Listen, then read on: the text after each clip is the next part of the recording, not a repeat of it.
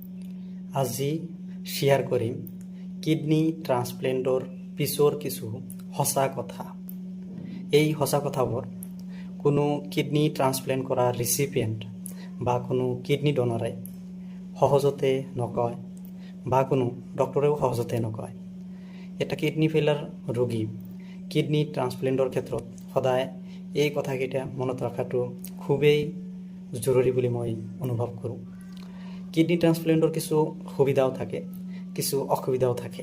এই কথাত ক'বলৈ গ'লে মই কথাখিনি শ্বৰ্টকৈ কৈছোঁ। কিডনী ট্ৰান্সপ্লেণ্টৰ কিছু সুবিধা হৈছে যে ডায়েলিচিছতকৈ বহুত উন্নত এটা বিকল্প। যেতিয়া ডায়েলিচিছ কৰি মানুহ এটাৰ কোনো বিকল্প নাথাকে। যেনেকৈ কিডনী ফেইলাৰ ৰোগী এটা ডায়েলিচিছ কৰি থাকিলে সপ্তাহত 2 দিন হস্পিটেলত যাব লাগে বা 3 দিন যাব লাগে। আৰু যিজন কিডনী ফেইলাৰ ৰোগী সিতো অসুস্থ হৈয়ে থাকে আৰু তাৰ লগত ফেমিলিৰ কোনোবা এজন মানুহ থাকিব লাগে তাৰ লগত এটেণ্ডাৰ হিচাপে। আৰু কেতিয়া কি হয় সদায় যত্ন ল'ব লাগে। আৰু সেই ৰোগীজনৰতো ইনকামৰ ৰাস্তা এটা বন্ধ হৈয়ে যায় আৰু লগতে ফেমিলিৰ আন এটা মানুহৰ ইনকামৰ ৰাস্তা বন্ধ হৈ যায়। এক কথাত ক'বলৈ গ'লে শেষত কোনো বিকল্প ৰাস্তা নাথাকে। তেতিয়া কিডনী ট্ৰান্সপ্লেণ্ট অপশ্যনটো বাছি লোৱাটো ভাল।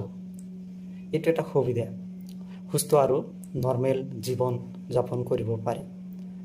আৰু 2 নম্বৰ হৈছে এটা কিডনীৰে সুস্থ আৰু নৰ্মেল জীৱন যাপন কৰিব পাৰি, কোনো অসুবিধা নহয়।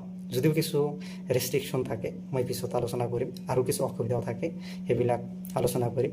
আৰু কিডনী দাতাজনে কিডনী দিয়াজনৰো কোনো ভৱিষ্যতত তেনে কোনো ডাঙৰ সমস্যা নহয়। এই দুটা হৈছে মেইন সুবিধা কিডনী ট্ৰান্সপ্লেণ্টৰ ক্ষেত্ৰত। আৰু কিছু অসুবিধা ক'বলৈ গ'লে কিছু কিডনী ট্ৰান্সপ্লেণ্ট কৰা পেচেণ্ট এটাই মনত ৰখাটো খুবেই দৰকাৰ। এইবিলাক কথা সদায় মনত ৰাখিবই লাগিব যে কিডনী ট্ৰান্সপ্লেণ্টৰ ক্ষেত্ৰত গোটেই জীৱনজোৰা মেডিচিন খাব লাগে। হয়, কথাটো সঁচা যে ইমিউনোছাপ্ৰেছিভ মেডিচিন গোটেই জীৱন খাব লাগে। কাৰণ আপুনি যি নতুন কিডনী লগাইছে সেই নতুন কিডনীটোক আমাৰ শৰীৰটোৱে সদায় ৰিজেক্ট কৰিবলৈ চেষ্টা কৰে। তাৰ পৰা ৰক্ষা পাবলৈ আমাৰ গোটেই জীৱনটো ইমিউনোছাপ্ৰেছিভ মেডিচিন খাব লাগে। আৰু কিছু অসুবিধা হৈছে সংক্ৰমণৰ বা ইনফেকশ্যনৰ চান্সটো সদায়ে থাকে। আমি যিবিলাক কিডনী ট্ৰান্সপ্লেণ্টৰ ক্ষেত্ৰত সেই ইমিউনোছাপ্ৰেছিভ মেডিচিনবিলাক খাওঁ, এই মেডিচিনবোৰে আমাৰ শৰীৰটো দুৰ্বল কৰি ৰাখে আৰু আমাৰ ইমিউনো ছিষ্টেমটো বহুত দুৰ্বল কৰি ৰাখে। সদায় শৰীৰত এটা ইনফেকশ্যন হোৱাৰ চান্স থাকে। তাৰ কাৰণে কিডনী ৰিচিপিয়েণ্টৰ বহুত লাইফ টাইমটো বহুত যত্ন ল'ব লাগে। কাৰণ ইনফেকশ্যন হ'লে কিডনী ৰিজেক্ট হোৱাৰ চান্সটো বহুত বেছি। আৰু সেই প্ৰিকুৱেশ্যন বা সেইখিনি ইনফেকশ্যনৰ পৰা ৰক্ষা পাবলৈ কিডনী ট্ৰান্সপ্লেণ্ট এটা লাইফ ষ্টাইল বহুত চেঞ্জ হয়, বহুত এক্সপেঞ্চিভ হয়। চেনিটাইজাৰ, মাস্ক, এভৰিথিং এইবিলাক আৰু বহুত বস্তু আছে সদায় ব্যৱহাৰ কৰিব লাগে। এইবিলাক অলপ কষ্টলিও হয়। তাৰপিছত সদায় মেইনটেইন কৰি গৈ থাকিব লাগে।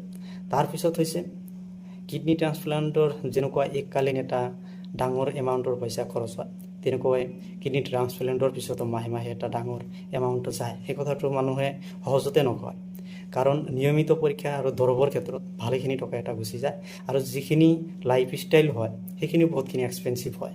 কাৰণ আগতে যেনেধৰণে নৰ্মেল জীৱন যাপন কৰাৰ ক্ষেত্ৰত যিবিলাক বস্তু ব্যৱহাৰ কৰিব পাৰিছিল বা সহজ আছিল, কিডনী ট্ৰান্সপ্লেণ্টৰ পিছত সেইবিলাক বস্তু খাব নোৱাৰে, ব্যৱহাৰ কৰিব নোৱাৰে।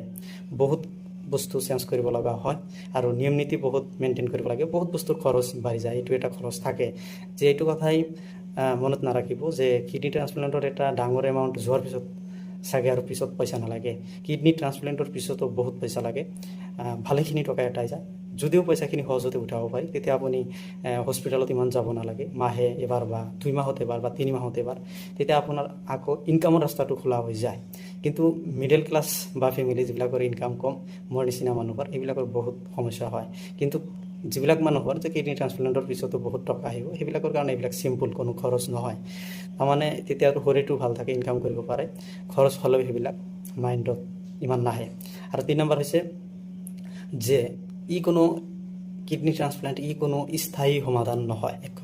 এক কথাত ক'বলৈ গ'লে যেবাৰ কিডনী ট্ৰান্সপ্লেণ্ট কৰিলে আপুনি গোটেই জীৱনটোৱে নৰ্মেল হৈ থাকিব, কোনো প্ৰব্লেম নহয়, এই কনচেপ্টটো মনত ৰখাটো ভাল নহয়। যে কিডনি ট্ৰান্সপ্লেণ্ট কৰিলেই যে আজীৱন সুস্থ হৈ থাকিব, নৰ্মেল হৈ থাকিব, তেনেকুৱা নহয়।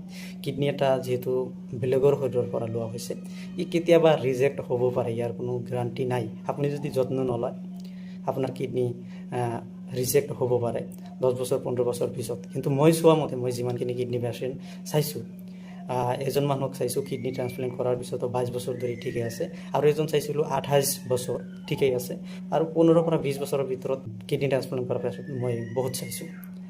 কিন্তু কিডনি ট্ৰান্সপ্লেণ্টৰ ক্ষেত্ৰত এইকেইটা কথা মনত ৰাখিবই লাগিব যে মই এবাৰ কিডনি ট্ৰান্সপ্লেণ্ট কৰিলোঁ মানে যে একেবাৰে নৰ্মেল হৈ গ'লোঁ, এইটো কথা মাইণ্ডৰ পৰা অলপ আঁতৰাব লাগে।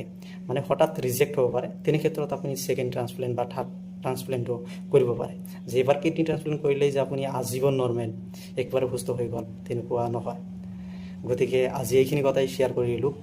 আপোনালোকে আমাৰ এই ইউটিউব চেনেলটো ছাবস্ক্ৰাইব কৰিব, কাৰণ ময়ো কিডনি ট্ৰান্সপ্লেণ্ট কৰিছোঁ। কিডনি ট্ৰান্সপ্লেণ্টৰ পিছত লাইফ এটাত কিমান ৰিস্ক হয় আৰু কিমান এক্সপেঞ্চিভ হয়, লাইফ ষ্টাইল হয়, হয়তো আপোনালোকে অনুভৱ কৰিব পাৰিছে। আপোনালোকে আমাৰ এইটো ছাবস্ক্ৰাইব কৰি অলপ সঁহাৰি জনাব, কাৰণ আমাৰ কিডনি ট্ৰান্সপ্লেণ্ট কৰাৰ পিছত কিডনি ৰিচিপিয়েণ্ট এটা ইমান কঠিন কামো কৰিব নোৱাৰে। তো আশা কৰোঁ আপোনালোকে বুজি পাইছে আৰু আমাক সঁহাৰি জনাব বুলি আশা ৰাখিলোঁ। ধন্যবাদ।